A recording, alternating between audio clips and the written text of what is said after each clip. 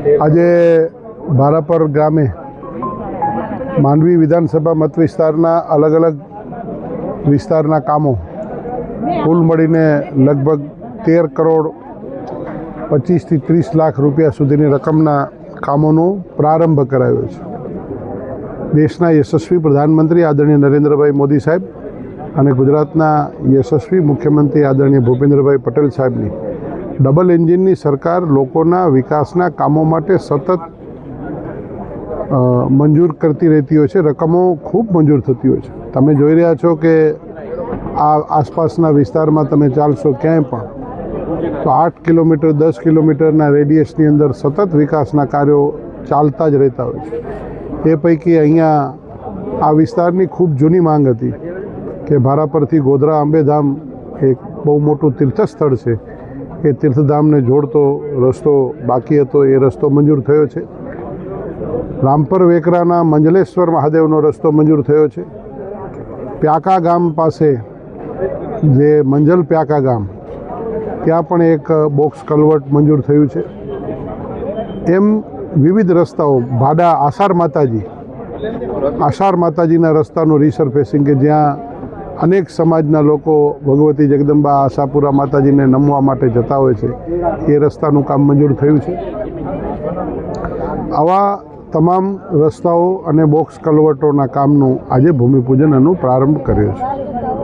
કુલ મળીને જિલ્લા પંચાયત, તાલુકા પંચાયત, સંગઠનના સૌ હોદ્દેદારો સૌ સાથે મળીને સબકા સાથ સબકા વિકાસના મંત્રને અનુરૂપ રાખીને બધા જ વિસ્તારોનો સમતોલ વિકાસ થાય એ પ્રકારના કાર્યોનો પ્રારંભ આજે કરવામાં આવ્યો છે.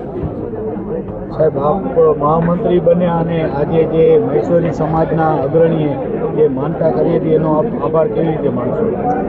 હું હૃદયપૂર્વક ભગવાન નીલકંઠ મહાદેવના મંદિરમાંથી મહેશ્વરી સમાજના એક ભવાનજીભાઈ બાયઠ ગામના હતા.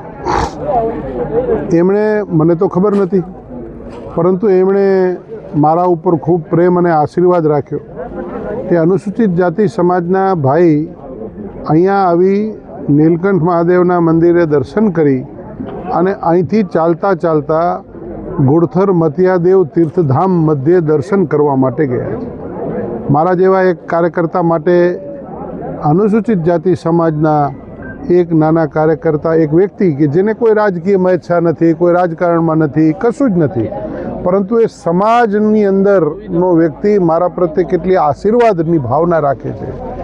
એટલે હું ઋણી છું, અનુસૂચિત જાતિ સમાજનો ઋણી છું, એ વ્યક્તિનો ઋણી છું, એ વ્યક્તિના પરિવારનો ઋણી છું કે આવા અનેક સામાન્ય ગરીબ લોકોના આશીર્વાદ મારા ઉપર મળી રહ્યા છે. અને હું પ્રાર્થના કરું છું પરમાત્મા પાસે કે નરેન્દ્રભાઈ મોદી સાહેબ અને ભૂપેન્દ્રભાઈ પટેલ સાહેબના ડબલ એન્જિનની સરકારના લાભો આ સમાજ સુધી, મહેશ્વરી સમાજ સુધી, અનુસૂચિત જાતિ સમાજ સુધી હું પહોંચાડી શકું.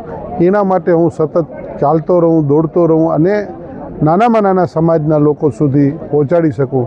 તમામ સમાજોના આશીર્વાદ મળ્યા છે એટલે જ આ જનપ્રતિનિધિ તરીકેનું તક પ્રાપ્ત થઈ છે.